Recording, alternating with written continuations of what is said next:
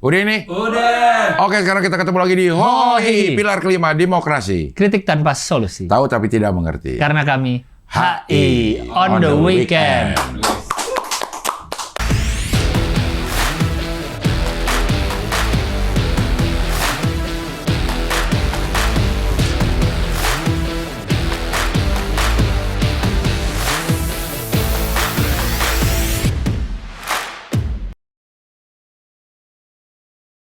Ini saya bantu Anda untuk menjernihkan nama-nama Anda yang saya bilang itu tuh. Maksudnya saya bilang biar orang tahu kau tuh alim. Gitu. Mulut. Nggak aneh lihat ya, tiba-tiba ada Koki sama PNS berantem. Ada otaknya agak, nggak agak sih, tolol aja. Ada bapak lo nonton lo. Emang kenapa? Emang boleh ngomong tolol? Boleh. Tolol lo pak. Bukan ke dia dong, bukan ke dia. Bukan ke dia. Satu lagi temon. Buat cuci kaki. Gitu baru kita telan. Ini dapat seminggu nih begitu. Bau.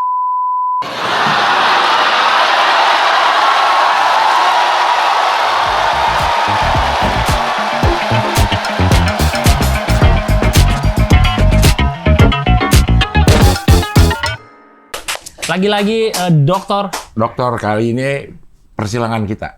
Karena S1 Parahyangan, S2 UI. Oh gitu? S3 Australia. Wah benar, lagi-lagi. Lagi-lagi persilangan. Kalau yang kemarin kan SMA 34, si Fadil Kemlu. Iya. Kuliah UI. Hah? Gue 34 juga. Dah. Pondok Labu kan? Iya. Oke, udah ngomong langsung aja. Ini dia Krishna Gupta PhD. Yes. Tunggu, lu 34 juga? Iya. Ya Allah, angkatan? 2001 masuk gua. Masuk 2001? 2004 keluar. Oh, emang gak ketemu lah jelas. Lo 2007 keluar. Gue 2001 lahir. Jelas jauh. Jauh lah kalau gini. Iya. Gue 2000. Berarti 2007 kan lu udah kan bilang. kuliah 2007. Iya, berarti masuknya 2004. 2004. Oh, lu lulus gue masuk berarti ya? Ya, benar. Oh iya benar. Iya. 86. 86. Enggak dong. Iya, 6. Iya 86 benar. Gue asli 87, cuma gue masuk bareng anak-anak yang lahir 86. Karena akhir. Iya. Bukan karena awal. Gak tau, dulu mak gue tuh pengurus TK gitu. Terus gue dimasukin TK umur 3 tahun. 3 tahun. Terus kata mak gue, kalau nih anak TK-nya blow on, gak usah naik setahun gak apa-apa. Turns out gue tidak seblow on itu ya. Jadi umur 5 gue masuk SD. SD kelas umur 5? 5 tahun. Gue ngomong hal yang sama. Kalau nih anak slow, ya udah nggak naik setahun. Nggak apa-apa. Turns out gue naik terus. Ya udah naik terus. Gue jadi lumayan muda di kelas. Tapi emang boleh SD 5 tahun? Gue nggak tahu lah mama gue ngapain dulu. Negeri nggak? Bukan. Oh boleh. Oh kalau swasta mah bebas ya? Bebas. Oh. Iya. Ya. SMP 34. Cuma gue SMP-nya kan 85 tuh. Sebelahan dong. Sama 34 ya. Loncat pagar doang. Lo tahu? Bahkan SMP 8. Oh iya. Kan sebelahan. Mas saya anak pasar Pondok Labu mas. Bau sampah tiap di kelas. Masih bau sampah berarti dulu kan? Dulu gue tuh kelas 1 bau pasar lah, bukan bau sampah. Iya. Gue bisa ngelihat tuh pasar Pondok Labu dari jendela lantai. Sama. Karena gue 10 kelas 1 tuh kayak ditaruh lantai 3. Ya. Nah pas kelas gue posisinya yang kalau ngeliat jendela tuh pasar di sana. Rawan dulu kan? Dari kelas gue nggak kelihatan. Lu kan? Karena gue 31. 31, SMA 31. Oh iya. Menangan gue 3. Berarti tinggal di mana? Dekat-dekat situ? Iya, gue tinggal di Limo. Ya dekat situ lah benar. Iya, dekat situ. Karena naik 102 sekarang. 102 angkot betul. Karena teman-teman gue pasti kalau nggak Cinere, Pamulang, Limo. Dari situ doang tuh rumahnya tuh. Iya. Kalau yang pasti 34. Oh 34 juga ternyata. S1 di? Gue S1 di Parahyangan, Bandung. Jurusan? Teknik sipil. Oh sipil ininya. Ternyata S2 boleh ke ekonomi. Sipil tuh gedung paling tua di Unpar. Yo, betul. Pernah jadi apa? Kalau tahu? Hantu. Kan saya anak Cimbului. Anak gaul. Pemburu hantu. MW nongkrong kan di Racun.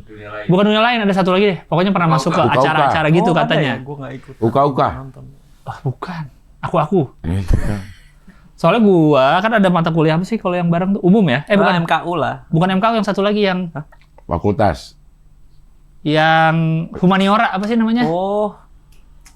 Lupa gue juga. Jadi ada mata kuliah umum yang fakultas, ada yang mata kuliah umum sekampus. Sekampus. Kayak estetika, etika, Logika. logika.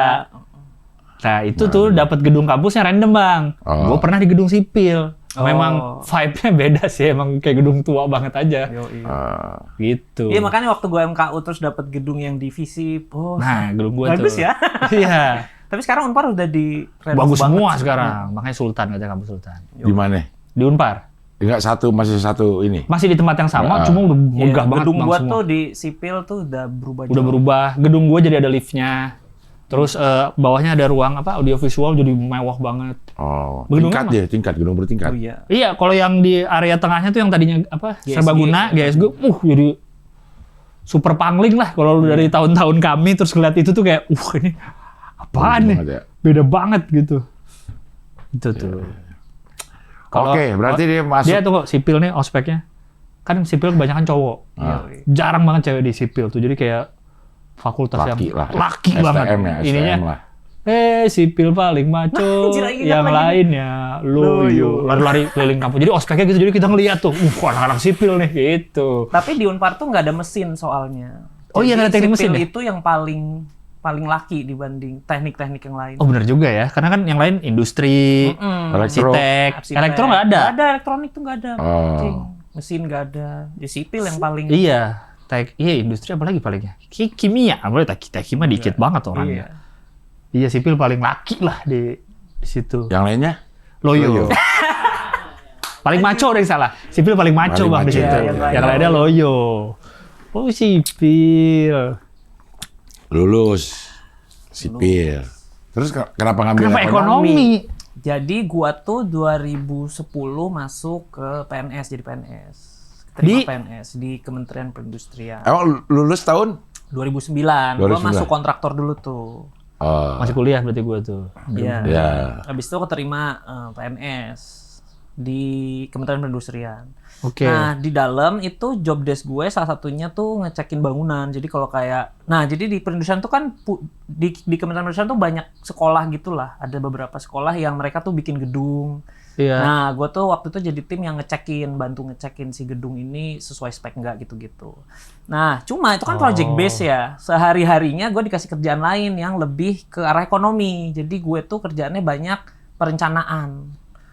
Kayak punyanya, ya partnernya tuh Bappenas lah. Kalau di counterpart government-nya tuh Bappenas. Jadi kita ngomongin pertumbuhan ekonomi nanti sekian persen, perindustrian tuh harusnya tumbuhnya sekian, industri ini naik segini, tenaga kerja segini. Terus gue pikir loh, kok lama-lama menarik juga nih ekonomi gitu. Terus bos gue nyuruh kalau gue mau S2 mending ambil ekonomi karena gue akan ditaruh di situ full gitu. Jadi sipil gue tuh jadi nggak kepake. Cuman turns out dulu kan gue nggak tahu ya, zaman dulu tuh gue nggak tahu tuh ekonomi itu kayak apa ya. Ternyata ekonomi itu sebenarnya sama aja kayak engineering toolsnya. Jadi kita pakai linear algebra, kalkulus, fixed point theorem yang gitu-gitu. Yang kita pakai juga di sipil kalau misalnya mau ngitung struktur. Persis sama, cuma kita gunakan manusia dan perusahaan, firms, government gitu. Cuma elemennya beda, cuma toolsnya tuh sama gitu. Mathematical tools yang kita pakai tuh sama. Jadi langsung at home lah ya begitu belajar ekonomi. Oh alah, cuma diganti aja elemen-elemen dari yang kita analisis. Berarti ini tugas apa? Tugas belajar? Enggak? Ya, dari waktu itu. Dari kantor. Dari kantor S2 ekonomi ke UI waktu itu. Oke. Ini Amsterdam? Nah, jadi UI-nya itu dual degree aku masuknya. Oke. Satu S2 tahun tuh dual di UI. degree? Iya. S2-nya ada. double degree. Jadi UI itu punya kerjasama sama beberapa kampus di luar negeri. Nah, yang gua ambil tuh S2-nya setahun di UI, setahun lagi di Amsterdam, Vrije Universiteit.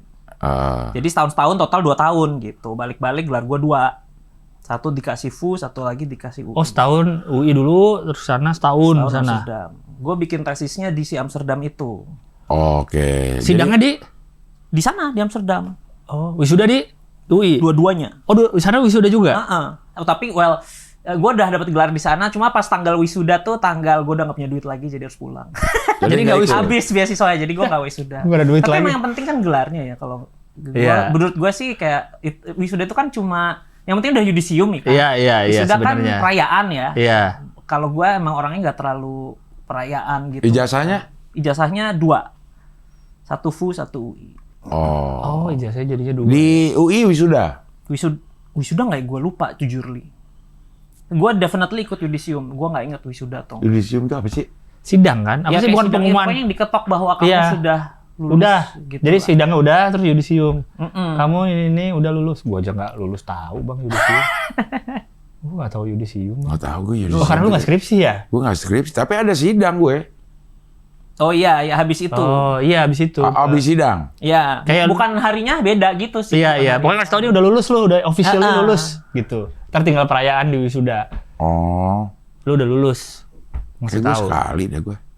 Gitu doang udah sekali Kalau sidang. yudisium mah lulus. harus kan? Iya, kalau itu harus. Harus untuk tahun nih kita beneran lulus gitu. Oh. Oh, jadi 2, gelarnya 2. Mm, Ininya tapi sama apa? aja sih dua-duanya economics. Ekonominya nggak ada apa? Well, Ininya? nggak ada economics. Ekonomi aja gitu. Oh. Cuma waktu itu gue ngambil tesis yang terkait dengan development gitulah. Maksudnya? Development tuh kayak pengentasan kemiskinan, empowerment employer gitu, labor. Pokoknya nggak ada dan lain-lain. hubungan sama sipil lagi aja. Sama gitu sekali nggak ada selain mathematical tools-nya. That's it. Oh. Sederhananya deh, apaan matematika yang bisa dipakai di ekonomi untuk ini apa? Untuk memprediksi atau Oh, untuk iya. menganalisa atau untuk apa nih Iya, untuk matematika? sebenarnya persis sama kayak bikin struktur ya. Jadi ujung-ujungnya ekonomi itu kan pengetahuan tentang managing resources. Jadi karena kita punya tenaga kerja sekian, APBN sekian, terbatas ya, kita nggak bisa dapat segalanya karena belum di surga gitu kan. Nah, given keterbatasan ini, mendingan kita pakai tuh buat apa semua resource-nya. Misalnya, gue punya 24 jam nih, ya kan? Gue punya skill economics, mendingan 24 jamnya gue spend sebagai apa? Kalau gue buka podcast kayak gini, mungkin nggak efisien karena gue nggak sepinter kalian berdua dalam conversation. Gue nggak punya penonton, tapi gue punya skill economics yang lebih berguna buat gue di situ. Jadi gue naruh diri gue di economics 24 jam gue itu lebih berharga overall daripada misalnya gue jadi podcaster contohnya. Dan ini untuk semua orang yang kita analisis, tergantung analisis Indonesia ya, semua orang Indonesia. Terus government, mendingan kita spend untuk apakah bikin jalan kah, apakah kita bikin, obviously semua akan dikerjakan, tapi kan to some degree beda-beda gitu. Yeah. Bikin jembatan dulu, atau beli alutsista dulu, atau bayar sekolah dulu, atau bikin MBG dulu misalnya. Itu kan kita MBG, mau semua. langsung gue jawab MBG. Langsung ya. Iya. Tapi Itu bisa dihitung dengan rumus atau Bisa dihitung atau rumus. kita justru bikin rumusnya? Oh, oke, good question. Well, kita bikin rumusnya, tapi udah ada kayak semacam prinsipalnya gitulah. Jadi sebenarnya gini, kalau gue balik ke sipil ya, ini tuh persis sama kayak sipil itu kan kita punya bahan, ada kayu, ada beton, ada baja gitu ya. Kita punya harganya berapa, kita punya tensile strength-nya, kayak kekuatan lendutnya segala macam. Seperti apa bikin struktur seminimal mungkin kita nggak usah pakai terlalu banyak bahan. More bahan, more berat gitu kan. Tapi strukturnya nggak boleh lemah. Jadi kita memaksimalkan kekuatan dengan atau kita butuh kekuatan segini, kita mau meminimalisir biaya. Gitu ujung-ujungnya duit. Which is sama kayak di economics juga. Kita mau Indonesia 2045 tuh mencapai income sama kayak Singapura gitu. Kita harus ngapain nih dari sekarang? Jangan buang-buang resource, jangan kita taruh uangnya di tempat yang misalnya boncos gitu, invest di sini ternyata nggak kepake, bandara nggak kepake, nah itu kan buang-buang resource namanya. IKN. Bandara Kertajati, malah gue baru bandara gue pengen Kertajati tadi. Iya benar. Gitu, jadi itu sama persis, prinsipnya tuh persis sama, cuma bedanya, kalau kita masuk detail baru tuh muncul perbedaan ya, namanya juga manusia gitu kan, lebih sulit, jauh lebih sulit diprediksi, terus kita mudah dipom-pom gitu misalnya. Nah ini salah satu contoh yang sering gue pakai nih kalau ngomongin soal efisiensi dalam economics gitu ya. Apakah masukin duit ke meme coin gitu ya, itu sesuatu yang efisien atau enggak? Kan manusia melakukan itu gitu. Orang tidak akan naruh duit di situ dong kalau misalnya dia tahu boncos. Ya kan? Dia naruh duit di situ karena dia yakin at some point in the future akan growing. Tapi what happen? Enggak kan? Ada yang naik, tapi ada yang jadi exit liquidity. Akhirnya banyak juga yang boncos. Akibatnya manusia itu tidak serta-merta bisa kita anggap seperti halnya struktur yang ya udah namanya juga alam ya. Dia behaviornya gitu-gitu aja. Tapi kalau manusia nggak, ada yang bisa dipom-pom, ada yang nggak bisa dipom-pom, ada yang kebal sama gitu-gituan, nih kan? Ada yang rasional, ada yang less so, lots of different degrees. Mungkin berhasil di Indonesia, mungkin di Jepang gagal, atau sebaliknya gitu, di Brazil berhasil, di sini mungkin perlu ada. Nah ini perbedaan nuas-nuas ini yang sungguh sulit kita generalize gitu. Itu bedanya mungkin itu dibanding dengan sipil. Tapi toolsnya sama.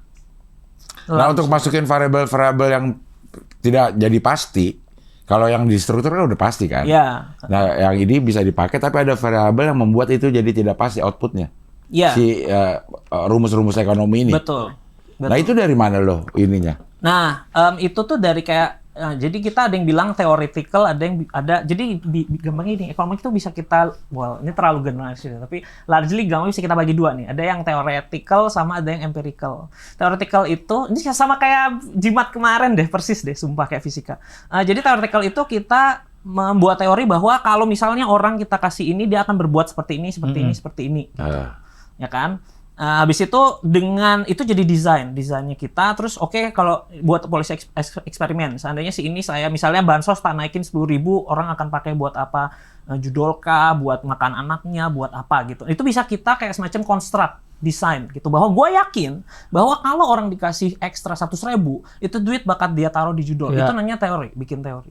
Nah, given kita percaya bahwa teori gue bilang orang taruh judol, maka kalau kita kasih 100.000 dan dia taruh judol betulan, nanti efeknya kemana aja.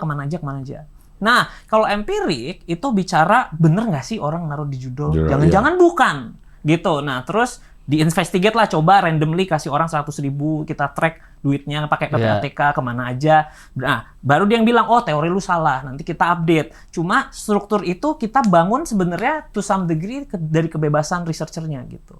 Itu ujung-ujungnya belief-nya researcher aja, tinggal kita buktikan bener atau enggaknya. Di Indonesia dilakukan tuh untuk bikin sebuah kebijakan yang kayak gini.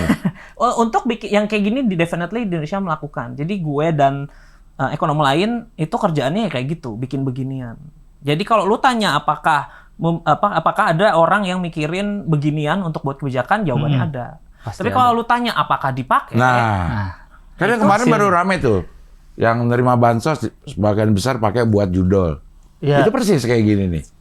Sebenarnya itu udah diteliti. Atau bahkan yang orang-orang yang kayaknya nggak cocok dapat malah dapat SMS-nya tuh. Apa sih SMS ya bentuknya ya? Anda menjadi penerima bansos. Iya, ada siapa kemarin ngepost ya dapat ya? Iya, tapi kan kalau itu hanya mungkin ya, itu hanya kesalahan data aja. Tapi kalau yang kayak perilaku untuk supaya kebijakannya ini benar, itu sebenarnya udah ada. Ada yang bikin.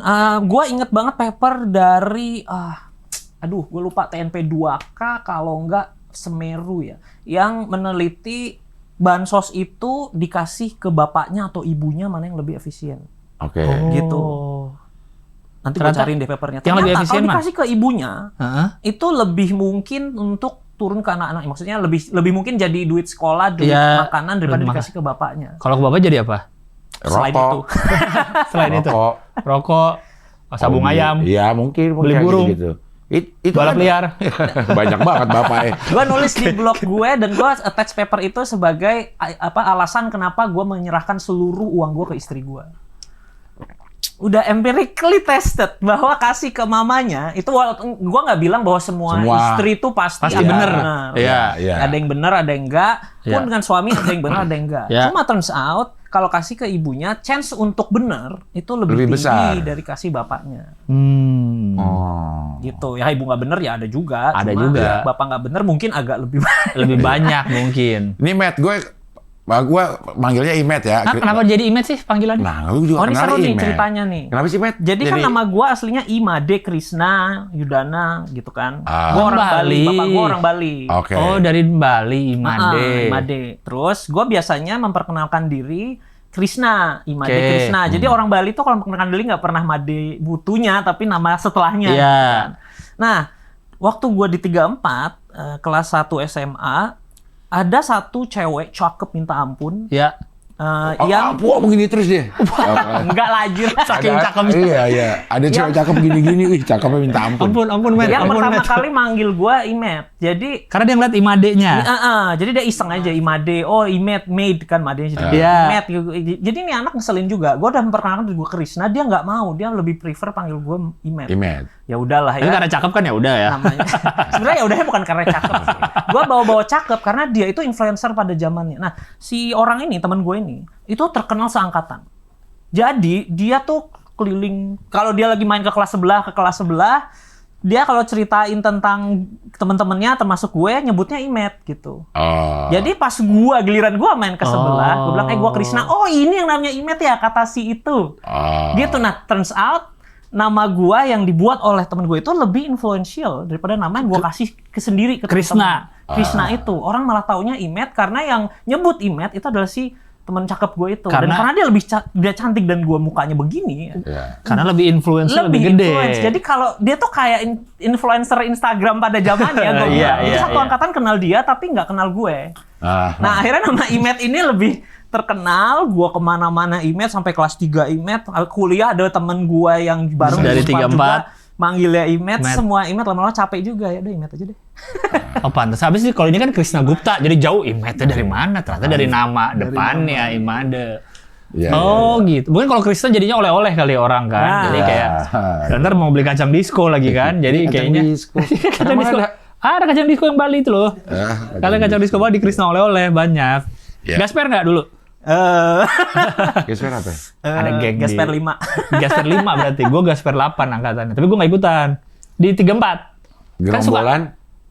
Wah, tuh panjangannya apa ya? Gue juga nggak tahu sebenarnya. Gue lupa. Ada yang bilang tuh ada gerombolan apa anti STM atau apa gitu. Kayak nama geng-geng gitu loh Bang. Kan ada kan tiap sekolah kan. Angkatannya gue 8. Kalau anak gue sekarang namanya Basis. Barisan anak eksis. Anjir. Tapi itu kayak zaman dulu kalau Kopaja angkot kan Basis 68. Bukan. Namanya Basis. Iya, maksudnya kayak kalau zaman kita dulu. SMA negeri itu dulu, misalnya gue naik angkot 19, nah ini Basis 19 nyebutnya anak-anak yang naik angkot Kopaja gitu. 19. Iya. Malah dipakai lagi sekarang Basis. Gue mau nanya apa tadi ya? Apa? Oh iya, Matt, di sini di bangku kursi yang lo dudukin itu banyak banget orang pinter. Yang dokter yang profesor juga pernah. Pemikirannya itu luar biasa, termasuk yang kayak gini sebenarnya kita bisa hitung kok. Ini apa probabilitas saya kemana nih kalau kita kasih uang. Tapi kok masih acak-acakan kebijakan. Itu apa penyebabnya kalau menurut lo, Matt? Let's not discuss apa definisi dari acak-acakan ya. Ya udahlah, pokoknya kita anggap itu benar bahwa kenapa kebijakan kok acak-acakan kalau banyak orang pintar gitu. Sebenarnya balik lagi kalau di economics kan kita fokusnya public policy.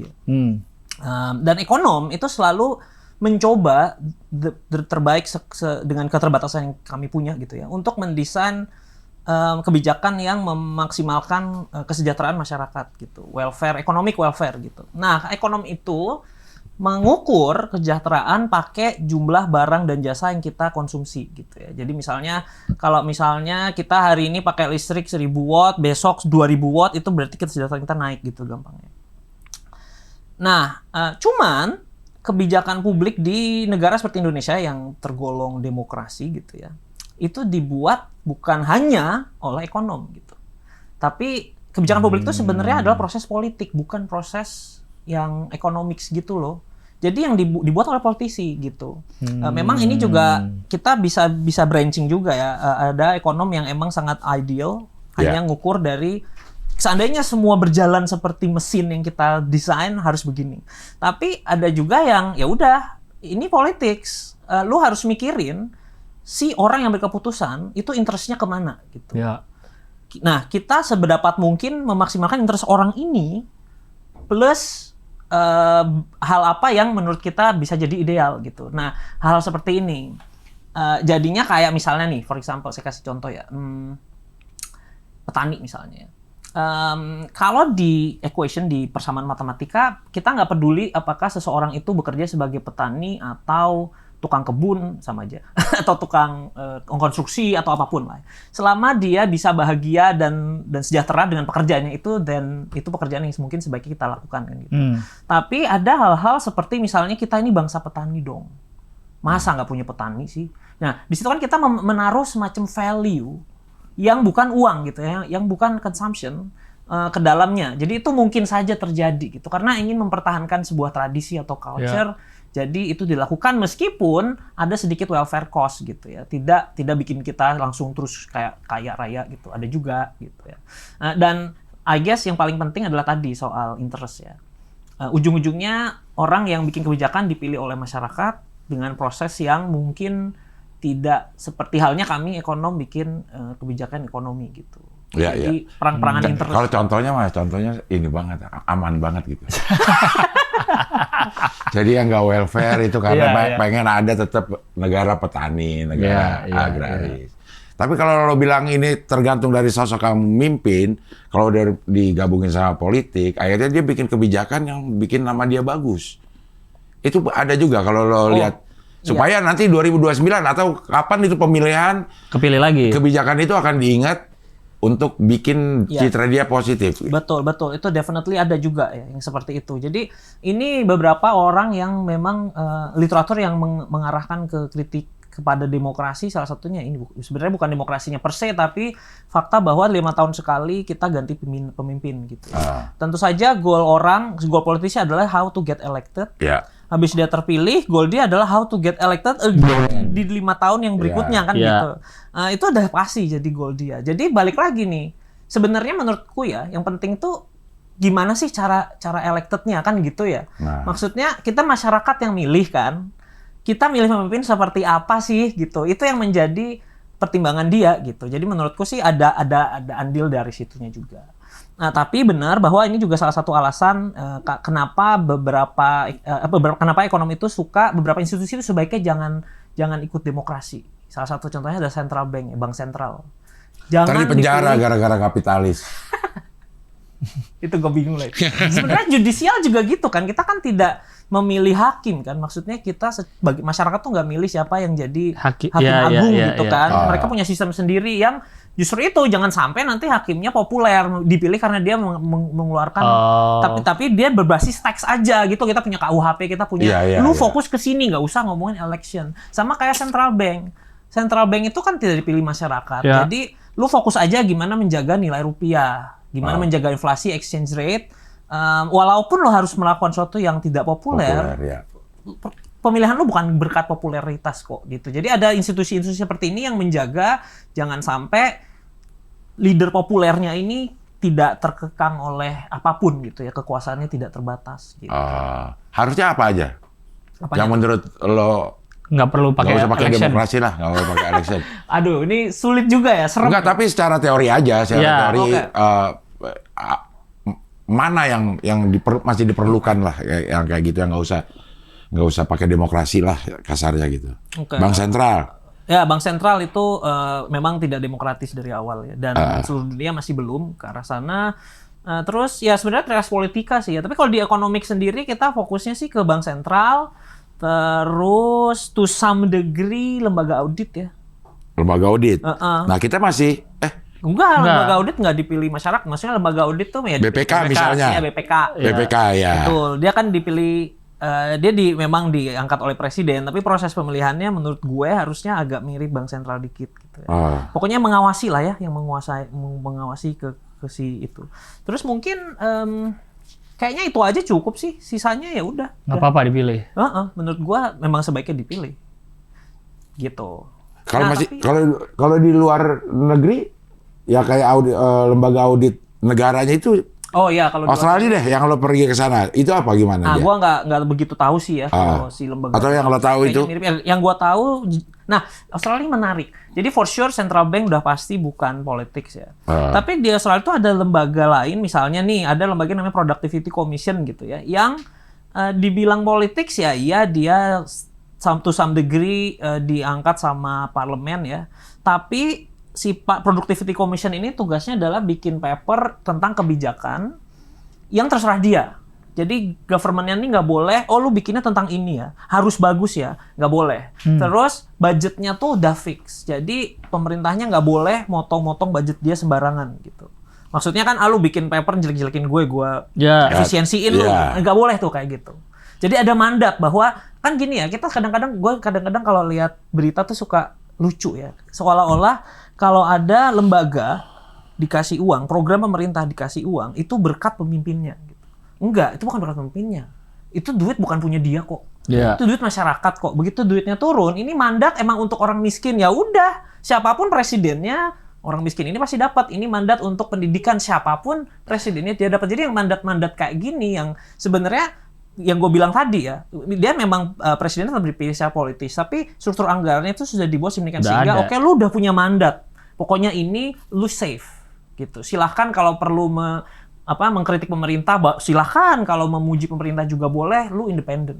Lu udah punya kayak semacam mandat itu dan fix segini, nggak boleh diganggu sama proses politik. To some degree ya, gue nggak bilang immune gitu, nggak.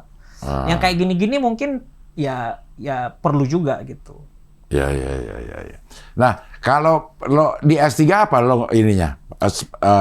Apa sih kalau S3 itu?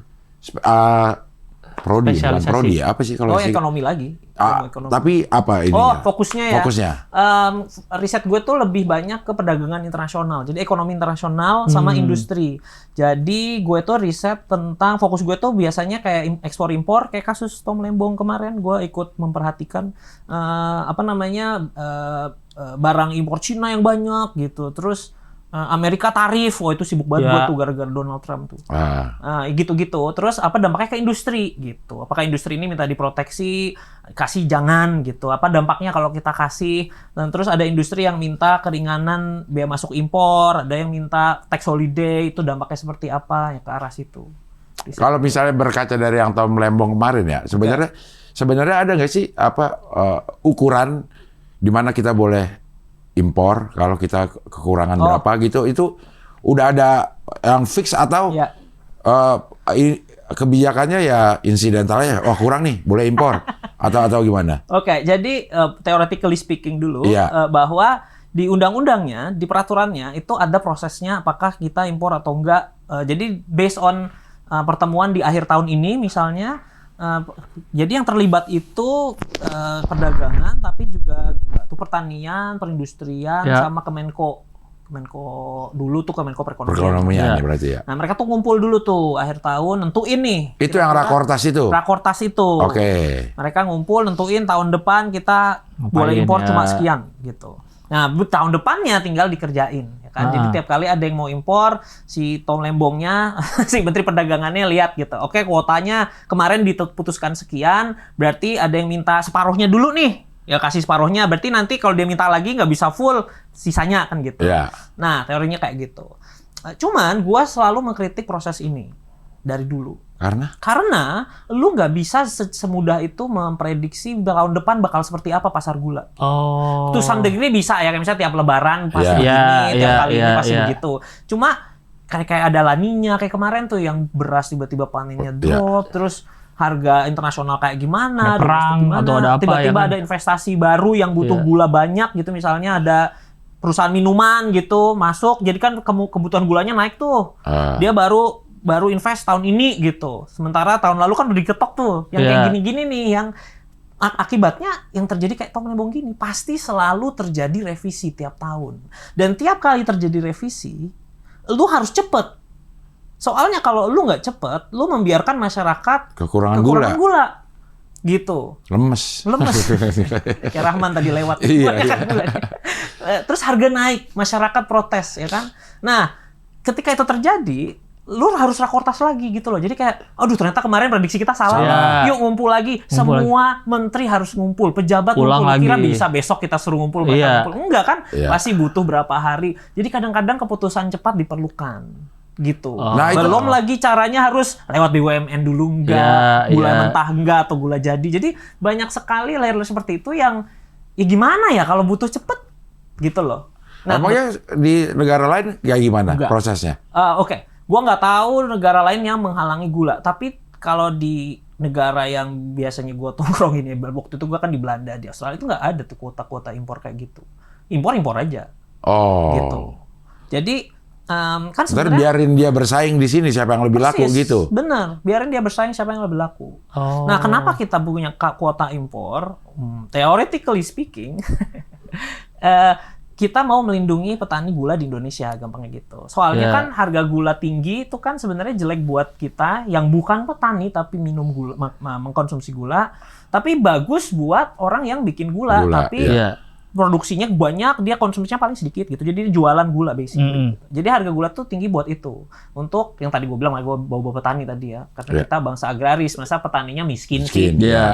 Meskipun then gue argue, gula digituin petaninya kok tetap nggak kaya. But anyway, itu fungsinya gitu. Kita pemerintah tuh mau ngontrol harga gula. Sementara kalau pemerintah negara lain yang gue cukup familiar ya, mostly negara yang maju, itu mereka nggak seketat itu ngontrol harga gitu. Ya udah. Biarin aja kalau harga lagi naik di domestik, biarin aja pada ngimpor. Nanti kalau harganya udah kerendahan juga mereka berhenti ngimpor kok gitu loh. Jadi dibiarin aja. Enaknya adalah nggak usah tergantung pemerintah. Kalau gula lagi habis pasti market akan ngisi gitu lewat impor. Kalau gula lagi banyak ya marketnya nggak ngapa-ngapain ya, gulanya banyak di domestik. Pemerintahnya jadi bisa gabut dalam hal, maksudnya part dari pemerintah Indonesia yang ngurusin impor gula itu bisa disuruh ngurusin yang lain gitu. Kayak emang kita nggak ada kerjaan, banyak ya kerjaan. Iya. Itu banyak gak sih ide kita produk-produk yang pakai kuota-kuota impor gitu? Oh banyak. Banyak. Gula, jagung, soybean, beras, terus pakaian jadi itu kena juga. Bukan pakaian jadi kena, terus benangnya juga, terus banyak deh. Tapi mostly ya agrikultur. Yang asin-asin, garam juga kena tuh. Garam kita impor? Iya impor. Loh sepanjang itu kita punya pantai garis pantai. Oh enggak, tapi ini miskonsepsi sering terjadi sama orang soal garam ya. Karena garam itu yang paling produktif bukan dari laut, tapi dari darat. Darat yang ex laut. Jadi di tempat yang lebar-lebar kontinennya seperti Australia, Cina, US, itu mereka punya banyak padang yang tadinya laut, itu kering lautnya kan. Ini jutaan tahun yang lalu. Jadi sisanya garam tuh di situ. Tinggal ditambang doang.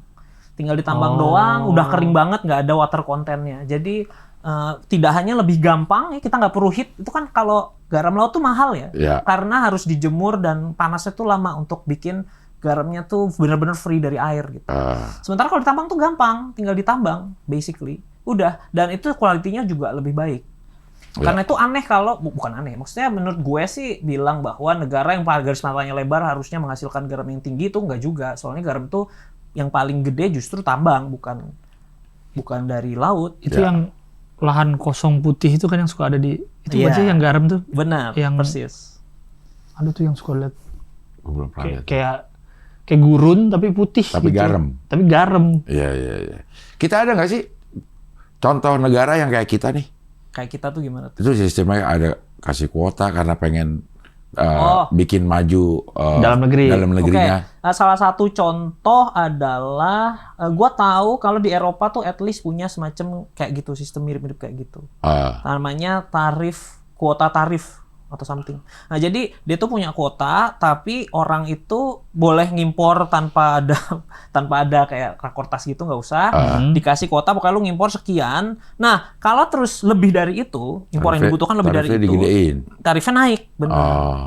Jadi nggak perlu ada, kita gedein lagi, direvisi kuota, rapat lagi, nggak usah, gitu. Nah, baru kemarin banyak nih, udah kita gedein dikit untuk tahun ini gitulah. Tapi kayak gitu caranya, ada namanya tarif kuota. Nggak, maksudnya dengan kebijakan membatasi impor itu akhirnya bikin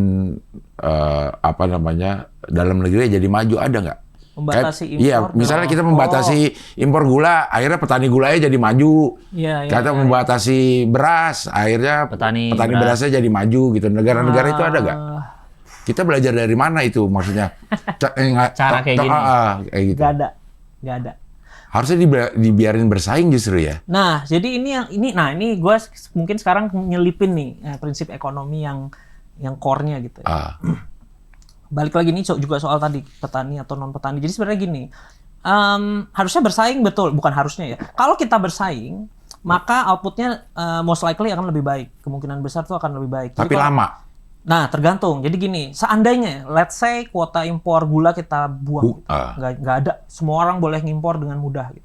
Nah, balik lagi, salah satu alasan kenapa negara lain tuh bisa sangat efisien gulanya itu karena padangnya gede gitu, jadi mereka bisa pakai mesin. Sementara kalau petani kita lahannya kecil-kecil, banyak lah ya alasannya gitu. Cuman kalau misalnya kuotanya bebas seperti itu, maka petani harga gulanya pasti turun. Oke, kalau harga gula turun, petani males dong tanam gula, ya kan? Tanam tebu ya. Tanam tebu, ya. Malas tanam tebu. Nah, akibatnya apa? Mereka punya opsi tanam yang lain, atau mereka pindah kerjaan, nggak jadi lagi petani yang lain. Padahal kita negara petani, ya lo, ya. Nah, kalau masalah gini, petani itu kan gajinya nggak gede ya, terutama buruh tani. Ini kita harus bedain nih, petani yang punya tanah sama petani yang buruh, kerja aja gitu kerja ya. aja. Yang ini yang kerja aja tuh biasanya yang paling rentan gitu. Sementara kalau dia kita pindahin ke manufaktur, disuruh jadi satpam pabrik aja gitu ya, dia bisa dapat UMR minimal. Soalnya pabrik most likely harus terdaftar dan harus resmi, jadi dia pasti dapat UMR. Which is itu berkali-kali lipat dari income dia kalau jadi subsistence petani. Gitu. Itu bagus atau jelek? Iya kan? Iya. Dan itu kita bisa lakukan kalau misalnya gula boleh masuk semudah-mudahnya, maka semua pabrik yang butuh gula untuk produksi tidak lagi kebingungan. Aduh, kalau kuota habis gimana nih? Tiba-tiba apa ya yang pakai gula ya? Minuman lah ya, minuman gitu, rame gitu. Atau cake gitu kan, ada gulanya juga tuh ya. Apa namanya yang kayak di tempat coffee shop itu kan pakai gula tuh. Tumbuh gede gitu ya. Terus industri kue, industri makanan itu growing gede, bisa ngasih gaji lebih gede daripada jadi buruh tani. Bagus atau jelek? Kan gitu. Sementara dengan adanya kuota, semua industri yang menggunakan gula itu tidak bisa tumbuh segitunya karena gulanya ditahan-tahan gitu. Sementara kita menjaga petani ini yang akhirnya mereka jadi petani terus dan tidak move ke industri lain karena ya udah orang gulanya gede kok, padahal harga gula tinggi itu sebenarnya tidak efisien gitu loh. Tapi kalau misalkan nih kayak tadi dibebasin terus bebas sih kan gula masuk industri jadi ini ya bersaing aja deh gitu, kita lihat aja. Misalnya yang dalam negerinya jadi kalah nih. Terus jadi gulanya kalah. Iya, industri dalam negeri gulanya kalah terus bisa jadi ya entah kalah entah nggak ada lagi, gimana, nggak apa-apa juga untuk suatu negara itu terjadi apa gimana? Nah, sebenarnya bukan tergantung ya, ini balik lagi seberapa mahal kita menghargai gula gitu ya. Sebenarnya nggak apa-apa kalau menurut standpoint economics gitu. Kalau ada sebuah industri yang memang nggak efisien, ngapain gitu. Soalnya gini, kalau gulanya turun, ini yang juga kalau gulanya itu bubar gitu ya, itu orang bukannya terus nggak kerja, bukannya terus pabrik yang nganggur, enggak, dia akan di-lease, dia akan dijual, dia akan jadi pabrik lain yang mungkin akan lebih bermanfaat gitu. Ya, pabrik gulanya bubar menjadi pabrik minuman, gulanya ngimpor, minumannya dijual lebih mahal lagi gitu. Gitu. Nah, jadi ini yang gue seneng ya, kan gue Hindu nih kebetulan. Dari dulu gue bingung nih, Hindu itu kan ada 3 dewa utamanya lah ya, kalau Hindu di Indonesia tuh. Ada satu dewa yang namanya Siwa yang dibilang dia itu menghancurkan fungsinya. Gitu. Dulu waktu gue SD gue nggak ngerti kenapa sih harus ada dewa yang gunanya tuh ngancurin. Di economics itu exactly, jadi kayak kadang-kadang lu mesti ada industri yang mungkin nggak perlu gede-gede banget, yang mesti hancur dulu, bukan hancur ya, yang mesti mengecil dulu sehingga semua pekerja, semua barang modal itu bisa pindah ke industri lain yang bisa ngasih mereka gaji lebih gede lagi. Selama ini dipertahankan dengan tidak efisien kayak gini, ya selama itulah mereka akan ngerjain pekerjaan yang gajinya kecil. Segitu gitu terus aja. Betul, nggak ada alasan dia untuk pindah gitu. Ini harus dihancurin dulu. Gitu filosofisnya. Gue nggak bilang terus ayo kita hancurin pabrik gula. Enggak ya. Ini complicated lah ya sebetulnya, banyak perhitungannya. Iya, masuk akal juga sih kalau misalnya bersaing terus dia ternyata melemah. Ya berarti dari awal ngapain dipertahanin kalau ternyata nggak kuat di situ. Ada nggak kita? Ada kuat di bidang lain gitu kan. Yang jelas kita sebenarnya kayaknya nggak usah dipertahanin deh kita. Ada nggak? Nah, itu yang susah. Ada atau enggak, kita nggak tahu selama masih banyak kebijakan distortif yang menjaga itu bertahan gitu. Jadi nggak bisa dilihat. Jadi ya? Kita nggak tahu, nggak bisa lihat. Ini masih bisa bertahan nggak nih kalau misalnya dibikin persaingan bisa. Bebas gitu? Betul. Dan ya kita juga jangan lupa, kita balik lagi ke pertanyaan soal interest tadi gitu. Orang yang pihak yang selalu dipertahankan seperti itu akan menggunakan segala cara demi tetap mendapatkan privilege tersebut gitu. Jadi ya kalau perlu datengin politisi, datengin PNS, pemerintahnya, kementeriannya gitu ya, datengin tolong dong ini jangan sampai lepas gitu. Akhirnya resource-nya habis ke situ. Dia akan keluar uang, sumber daya gitu, waktu untuk ke situ instead of ngeriset produk apa sih next yang lebih baik gitu. Gimana sih caranya gue bisa bersaing sama negara sebelah? Ngapain repot-repot? Capek lah belajar ya kan. Mendingan dipakai buat kayak gituan. Itu duit terbuang sia-sia tuh sebetulnya. Karena duitnya nggak jadi knowledge, nggak jadi pengetahuan, nggak jadi teknologi gitu. Iya. Matt, kan sekarang lo di Dewan Ekonomi Nasional. Ya begitu. Itu sebagai tenaga ahli namanya. Tenaga ahli. Jadi tukang analisis lah. Itu memberikan masukan kepada Ke bos gue. Yang mana bosku memberi masukan kepada presiden. Oke.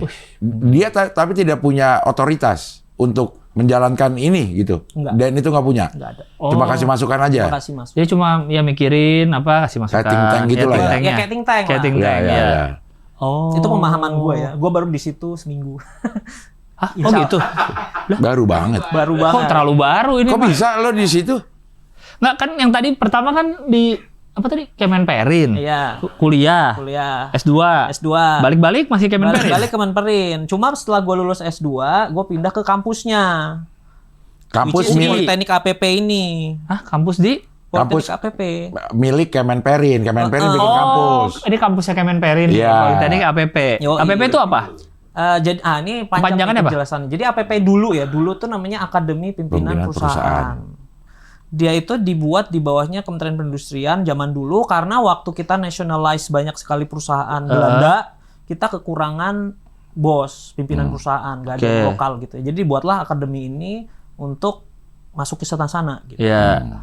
Ya seiring berjalannya waktu ya udah jadi APP aja gitu. Nah, terus lama lah ya panjang prosesnya sehingga sekarang dia udah menjadi Politeknik namanya, bukan akademi lagi. Oke. Politeknik APP gitu. APP-nya tetap nama APP-nya. Dosen di sana. Dosen di sana. Sampai selesai kapan?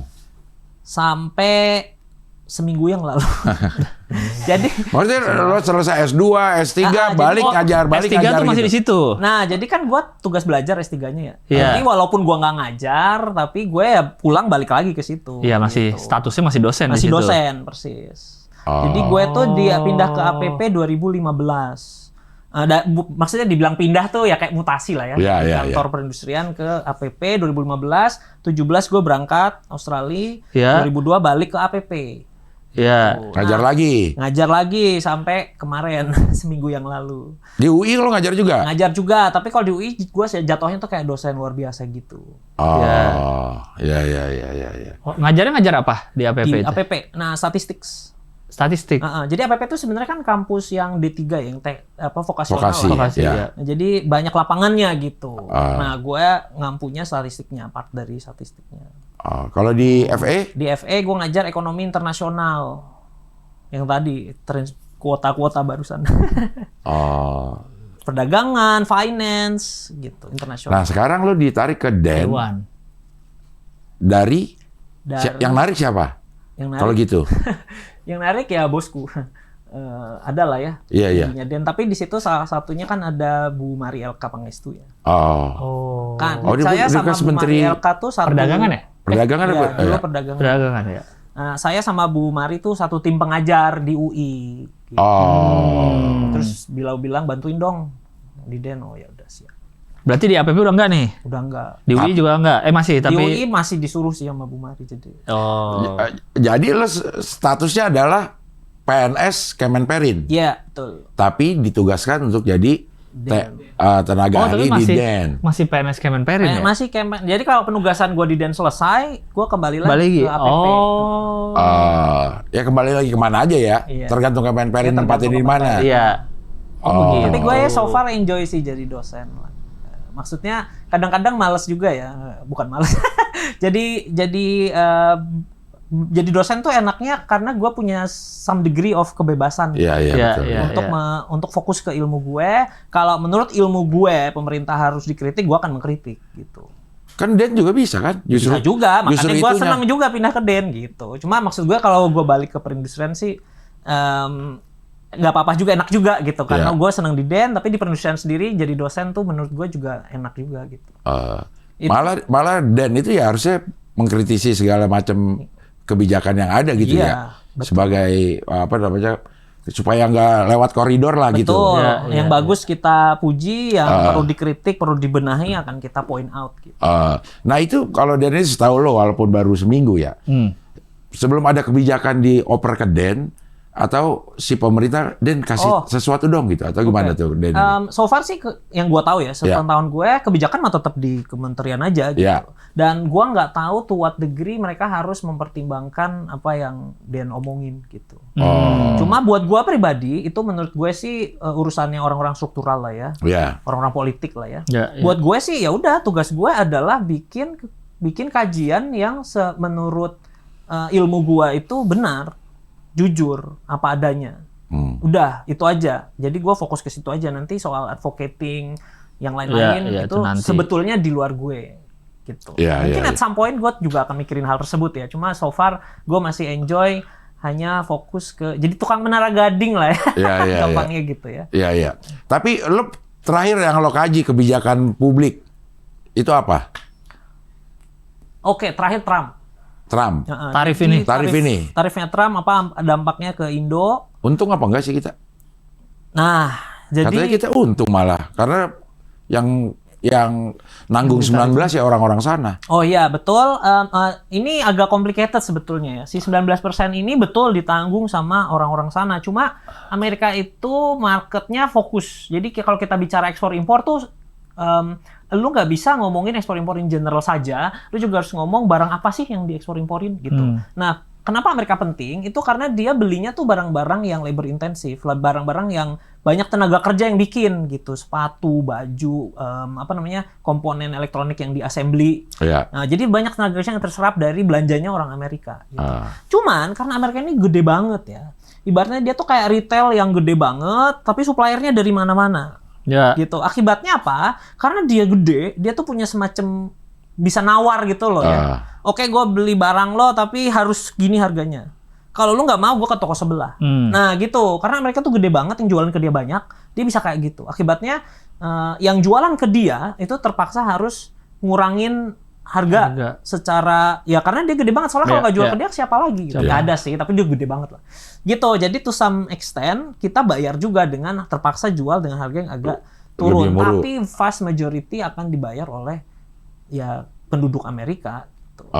Cuma positifnya itu terjadi gara-gara tetangga kita yang jadi pesaing itu kena tarif lebih gede dari lebih gede.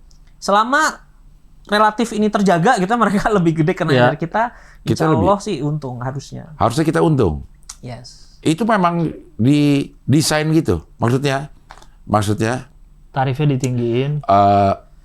Itu karena kita nerima kebetulan aja karena Amerika punya kebijakan itu kita jadi untung atau memang hasil nego? Oh iya definitely. Jadi ketika kita nego ya itu harus apa yang dikasih Trump ke yang lain itu harus jadi pertimbangan. Kita harus dapat yang lebih rendah dari yang lain, nggak bisa enggak. Soalnya it's sensitif terhadap itu gitu. Nah so far simulasi yang gue dan teman-teman gue lakukan itu masih pakai yang Cina kena 55% gitu. Itu gede banget. Begitu Cina kena gede. Untung semua tuh basically ya, seluruh ASEAN tuh untung gitu, gampangnya gitu. Nah, tapi ini agak kompleks ya karena ada transshipment dan lain-lain sebagainya lah. Tapi kalau Cina turun, ya udah keuntungannya berkurang gitu. To some degree bakal ngebalik gitu. Semakin turun, balik lagi kayak status quo gitu. Emang ada komoditas kita yang bisa bersaing sama apa yang di ke Amerika ya, yang ke Amerika? Ya itu tadi yang gue sebut, baju, sepatu. Ya kan made in kita banyak. Yang made in Indonesia. Electronics tapi barang jadinya gitu ya. Apa elektronik kita? AC. AC diekspor. AC kita ekspor. Gua nggak ingat apakah berapa banyak yang ke US. Mesin cuci ada nggak ya? AC definitely masih lah. Terus kayak komponen-komponen yang udah jadi gitu ya. Tapi kita tetap harus ngimpor chip-chipnya. Iya, itu tetap ngimpor juga ya. Nah ini juga salah satu alasan kenapa gue suka scrutinize impor gitu. Soalnya barang impor kita tuh penting buat industri hilirnya. Yang kayak gitu. tadi tuh ya. Semua boleh diimporin, ya kita bisa bangun. Kita bisa bikin yang banyak. Nah ini alasan kenapa Vietnam itu sukses banget. Soalnya dia ngimpor aja gitu. Nggak batas-batasin. Itu yang dia ekspor-eksporin ke Cina, ke Amerika Serikat. Itu bahan bakunya impor semua. Gitu. Makanya dan karena dia boleh bebas aja ngimpor, dia bisa bikin barang akhir yang sangat kompetitif. Sekarang lu bayangin misalnya kita nggak boleh ngimpor. Nah sekarang elektronik itu masalah kan udah kayak sangat sangat pokoknya produk dia yang namanya ini itu platnya bentuknya harus segini gitu, didesain supaya nggak bisa dipakai buat yang lain. Supaya barang ini aja. Nah begitu lu larang pakai kuota misalnya, oke baja nggak boleh. Tapi Pak, baja saya beda loh sama baja yang nggak boleh ini. Bodo amat, pokoknya nggak boleh. Lu jadi nggak bisa bikin kan. Sekarang kalau lu punya berbagai macam pelat dengan berbagai perintilan, dengan berbagai ukuran-ukuran baut segala macam, semua disapu bersih, pokoknya nggak boleh kalau udah lewat berapa juta ton gitu. Repot kan, produksi lo ribet. Masalahnya lu mau bikin mesin cuci, nggak ada satu baut pun nggak jadi. Bisa, iya. Sekarang gua taruh di Vietnam, masukin mudah, bebas bisa aja. Dia. Sekarang gua kesusahan dapat dari Cina, gue impor dari Jepang. Kalau dari Jepang susah, dan tinggal pindah ke Indonesia, mudah, ya kan? Enak kalau kayak gitu. Lo sebagai orang yang produk designer, orang yang mendesain supply chain, itu nggak usah capek-capek mikirnya. Nggak usah ngelobi pemerintah, tolong dong, jangan tambahin dong kuotanya, nggak usah. Itu berapa lama Vietnam tuh? Apanya nih? Bisa jadi kayak sekarang. Bisa jadi kayak sekarang. Jadi dia tuh dari mungkin 90-an tuh dia udah mulai open ya ke FDI. 90-an, tapi 2015-an something terbang dia. Gitu. Dengan exactly kayak gini. Jadi dia bereksperimen gitu. Oke, pertama ada TKDN-nya dulu versi Vietnam, terus ternyata gimana? Oh ya udah kita lepas. Nah, ini yang akhirnya lepas ternyata suksesnya begini gitu. Nah, udah nemu dia. Betul, udah nemu. Ini menurut gue di kita agak kurang gitu. Nah, berarti ya dengan kita ada TKDN kan kayaknya kalau yang gue baca-baca kan kayaknya banyak menghambat macam-macam lah. Jadi sebenarnya gimana sih TKDN ini? Oke nggak kalau dilihat secara sisi ekonomi? Kan maksud TKDN kan juga pengen ningkatin dalam negerinya kan, betul. Biar ikutan nih dalam produk ini gitu. Ya semua kebijakan punya tujuan yang baik. Pasti. Tujuan mah. Tinggal, TKDN tujuannya baik. Jadi ya ini yang fokusnya tuh kita fokus ke tujuannya adalah ningkatin dalam domestic value added kan gitu ya. Nah caranya adalah TKDN, salah satunya ada banyak sebenarnya cara termasuk kuota tadi dan sebagainya. Tapi salah satu caranya TKDN gitu. Nah, memang di berbagai literatur agak mix hasilnya TKDN itu. Ada yang sukses, ada yang di luar gagal. negeri nih? Di luar negeri, nggak hanya di Indonesia. Di Cina, to some degree berhasil, to some degree ada banyak tweaks-nya. Di India, so far agak kurang. Di Vietnam gagal, akhirnya dilepas sama dia. Gitu. Di Indonesia belum tahu. Nah, yang jadi masalah dari TKDN itu sebenarnya balik lagi ke karena dipaksa gitu ya. Jadi ibarat kalau gue bilangnya gini, TKDN itu kayak Anda harus harus punya komponen dalam negeri segini banyak. Nah yang jadi masalah balik lagi ke tadi, kalau misalnya semakin banyak komponen impornya kan TKDN-nya turun tuh. Padahal komponen impor ini penting banget untuk bikin produk yang high end yang bagus gitu ya. Akibatnya harus nungguin domestiknya bagus dulu gitu. Sambil nungguin domestiknya bagus. Jadi dia masalahnya kan jadi nggak punya pilihan nih. Terpaksa mengandalkan domestik gitu kan.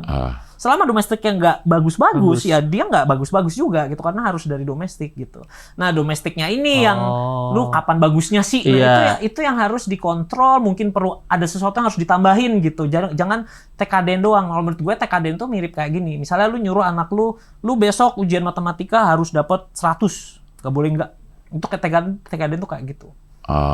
Tapi kan sebenarnya core problemnya apa sih? Kenapa anak kita nggak bisa dapat 100 kan itu ya? Misalnya mungkin belajarnya kurang, mungkin lapar mulu. Ya itu dong yang diintervensi gitu. Oh belajar kurang berarti harus kita ajarin atau lesin kalau kita nggak punya waktu gitu kan. Kalau ternyata masalahnya karena saya pakai kalkulator di ujian tapi kalkulatornya minjem temen, berarti dibeliin kalkulator gitu kan. Bukan dipaksanya doang gitu. Oke mungkin boleh ada target gitu. Misalnya 5 tahun lagi TKDN lo harus 40%. Tapi untuk mencapai 5 tahun lagi 40% itu tuh harusnya ada semacam measurement lain gitu. Jadi kita belum sampai ke pertanyaan kenapa sih dari awal tuh nggak bisa dia mencapai itu. Ini kayak lingkaran setan nggak sih misalnya ada satu produk yang butuh TKDN 50%. Misalnya produk-produknya itu butuh komponen misal terbuat dari timah. Timahnya di kuota. Akhirnya si produsen ini nggak bisa maju-maju karena begitu dia pengen maju ada hambatan kuota ini. Yes, itu ilustrasi yang bagus banget, Cing. Jadi maksudnya kita pakai satu kebijakan, padahal yang menghambat itu kebijakan yang lain. Oh, gitu. Iya. Jadi kita salah diagnosis. Iya, nggak ngobrol nih. Iya. Yang saling bikin kebijakan. Bener Lang. Jadi itu exactly salah satu problemnya. Kenapa gue juga begitu kita banyak kementerian tuh langsung yang Iya. maksudnya dikit aja nggak pada ngobrol. Kayak nggak gitu. saling, kayak Soalnya- sendiri-sendiri ya. iya, Kita Nah, ngeliatnya. inilah persoalannya yang dilihat oleh si Pram dalam ini. komunikasi. Komunikasi Pramiluni ya. Masalahnya tuh Ketawa kenceng banget lu, Man. Iya, kayak nggak, kadang kalau kita lihat orang awam aja ngelihat lembaga kementerian ini ngeluarin kebijakan ini, kayak nggak ngobrol orang-orang Iya, ya gitu, kayak nggak saling ngobrol gitu. masalahnya kayak apa ya? Pernah dengar ada apa ya? Ungkapan Amerika yang kalau kita lihat kalau lu bawanya palu ya, maka semua problem lu anggap seperti paku gitu. Caranya dipukul pakai palu elu gitu. Iya. Padahal bisa jadi problemnya itu bisa lu punya gergaji, ternyata gergaji, tapi karena gue punya palu, ya udah pokoknya gue palu aja meskipun harusnya digergaji. Nah, ini yang karena kita kayak apa ya? Fokus ke institusi kita sendiri, kadang-kadang lupa bahwa yang lain tuh ngapain sih? Gitu loh. Kita bahkan sometimes nggak tahu yang lain tuh pada ngapain sih. Dan semakin banyak yang lain, kalau misalnya yang lainnya ada 5 gitu, misalnya ada total 6 lembaga gitu. Yang lainnya kan 5 nih, ya udah lu cukup mempelajari 5. Tapi begitu yang lainnya ada 40, like lu bingung. Alias kebanyakan. Sebenarnya Iya. siapa aja? Alias kementerian kebanyakan, Iya. dengan kata lain. Dimekarkan. Dengan kata lain. Dimekarkan. Kalau provinsi pemekaran oke kalau kata gue ya, karena bisa bikin konsentrasi masing-masing. Iya. Kalau departemen dimekarin, Kemendikbud jadi Kemendik dan Kemenbud itu malah Iya. Nah, tapi Tidak sebenarnya ini, efektif. tapi balik lagi sih ya, Cing Abdel dan Gilang, ini kan masalahnya balik lagi soal komunikasi gitu. Sebenarnya kalau kementeriannya banyak, tapi misalnya sekarang kita punya Kemenko-nya juga banyak ya. Nah, kalau koordinatornya itu bisa mengkonsolidasi ini semua, sebenarnya itu kok cuma layer doang. Seandainya mereka jadi satu kementerian ya tetap aja fungsinya si itu Oh, ya. iya, Fungsi iya, itu. iya, Jadi sebenarnya iya. cuma itu doang masalah. harusnya Menko malah berperan penting ya. Justru itu. Oh iya, Menko justru yang Sekarang Harusnya Menko yang dia. ngiri sama Wamen pengen jadi komisaris. Caimin nih enak banget lu pada jadi komisaris Wamen gitu. oh gitu. Saya juga pengen kata. Ya Allah. Iya. Terus, Cak? Iya.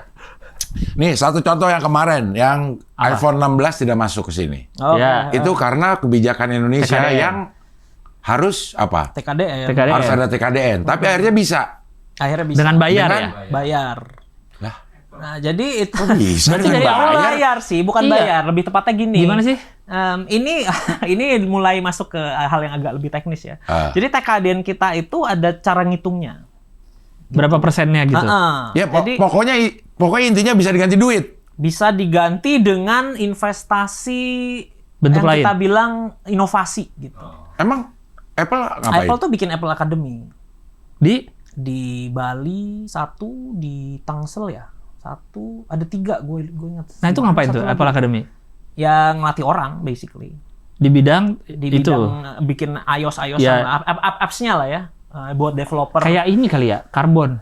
Iya beli karbon. Beli karbon. Iya. Kan kita udah berpolusi nih, ya kita bayarin. Nah, mungkin mirip ya. Ya kan? Atau harus Iya, nanam iya. pohon. Iya, ini gua ada perusahaan yang bagian nanemin. Iya. Iya. Ya, kalau lu bikin begituan udah nggak usah punya pabrik. Oh, berarti yang dilakukan Otomatis Apple tuh Iya. gini. Kayak gitu. Betul. Jadi dia bukan bayar. Bukan Bayar, dia invest. bukan literally bayar. Iya. Bukan bayar orang atau Tidak ada Iya, buatan bayar Indonesia. uang. negara, Gua enggak. tarif segini gua bayar ke negara. Enggak gitu ya. Enggak. Dia bayar dengan dalam bentuk bikin pelatihan. Tapi tetap tidak ada komponen Indonesia di sini. nggak ada berarti. Enggak ada. Nah, ininya berapa lama? Misalnya dia bikin Apple Academy untuk setahun atau untuk Ada batasannya. ada begitunya. Sekian, aku lupa persisnya. Pokoknya ada waktu dan kalau lu investasi sekian triliun, lu bisa TKDN sekian lama. Gitu. Oh. Nah, makanya kemarin tuh yang jadi masalah tuh sebenarnya kan Apple udah lama ya melakukan ini. Iya. Nah, yang kemarin tuh jadi problem, dia harusnya udah top up gitu. Udah diperpanjang tapi belum diperpanjang sama makanya dia. jadi dinaikin lagi Iya. rame lagi beritanya. Makanya rame lagi. Itu juga partly karena Apple-nya sendiri waktu itu juga masih pengen invest di sini sebetulnya. Jadi dia pengen, oke, gue mau perpanjang pakai TKDN yang bikin pabrik deh sekarang gitu. Jadi dia datanglah ke sini ya kan, Oh, pakai lihat-lihat TKDN, nih, nanti TKDN. bikin pabriknya di mana. Nggak jadi. Iya. Nggak jadi. Ormas. Itu masih apa ya? Waktu itu rame ormas ya? Iya. Hyundai apa sih? Iya apa? BYD atau apa ya? BYD ya? Iya. Ya banyak lah ya alasan. Kan makanya ada orang jadi bilang, oh pantesan Apple nggak mau buka Apple Store di sini, yang gini-gini katanya. Yang benar-benar Apple Store gitu kan nggak ada di sini kan, nggak kayak Malaysia, Singapura kan punya. Iya. iBox itu bukan Apple Store? Bukan, dia authorized seller. Oh. iBox di Gmap itu kan authorized seller, bukan Apple Store gitu, yang emang Apple yang punya gitu. Tim Cook yang jaga tokonya langsung. Wah. Punya Erafone semua ternyata ya? Itu grup Erafone bener. Mau Kecuali Samsung di kayak, mau apa kayak ya? Kalau di Gmap tuh MAP. Map kan, MAP. Oh gitu ya? Dah, dikasih tahu ngelawan terus. Kalau Di G-Waze ada Waze. iBox, Garmin, DJI, itu grup Era semua itu. Oh. Mobil yang baru? BYD? Bukan. Bukan. Yang kita pernah bahas, mereknya aneh, Xpeng, Xpeng. Xpeng? Oh, Xpeng. Grup Era juga itu. Era Jaya semua. Era Jaya. Nah kalau MAP buka toko Apple di Gmap. Yang namanya di Gmap sama yang tempat Pak Yus beli apa? Hello ya? Hello? Bukan. Itu Hello Beli-Beli deng, sorry. Itu Hello grup Beli-Beli. Itu grupnya MAP. Itu. Emang Era semua gede, grup Era pun. Mantap. Oke, Matt, Gitu ini ya. sebenarnya pengen ngobrol banyak, tapi Pak Imet harus dipanggil Dan ini. Bukan. Gue udah lihat ya. Tadi dia harus pergi jam... Baru seminggu kerja masa udah cabut-cabut mulu. Iya, makanya. Ntar Baru seminggu, dicariin ya, kita ya. disalahin nanti. Matt, makasih ya, Matt ya. Sama-sama. Ya, Terima kasih banyak. Terima kasih banyak. Terus, ya. Seru ya. Ntar kita lihat ada kebijakan-kebijakan yang, kayaknya oke nih. Wah, ini dari Imet kayaknya. Kalau oke dari gua. Kalau oke ya, kalau nggak oke, Iya. Iman nggak ngasih tahu sih gitu. Iya. Tapi sebenarnya Imet udah ngasih tahu nih. Iya pasti udah kasih tahu Iman cuma nggak Tapi didengerin. karena leadernya punya interest sendiri. Lumayan nyalain orang. Pokoknya lu nggak pernah salah di mata kita, lu nggak salah. Aman. Oke lah kalau begitu, sampai ketemu lagi di Hoi, pilar kelima demokrasi. Kritik tanpa solusi. Tahu tapi tidak mengerti. Karena kami HI on the weekend. Mantap.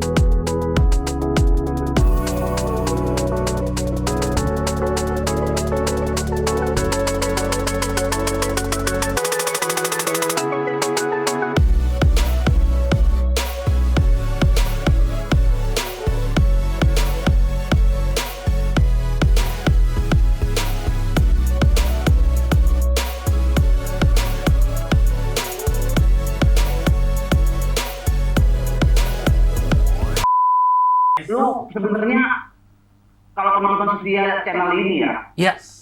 lu tuh kocak dapet, ilmu dapet, banyak banget yang lu nonton podcast selain Hoi ya, lu perhatiin aja narasumbernya. Kadang-kadang pertanyaan-pertanyaannya, kadang-kadang narasumbernya belum selesai udah dipotong nanya lagi, jadi masalahnya nggak kelar.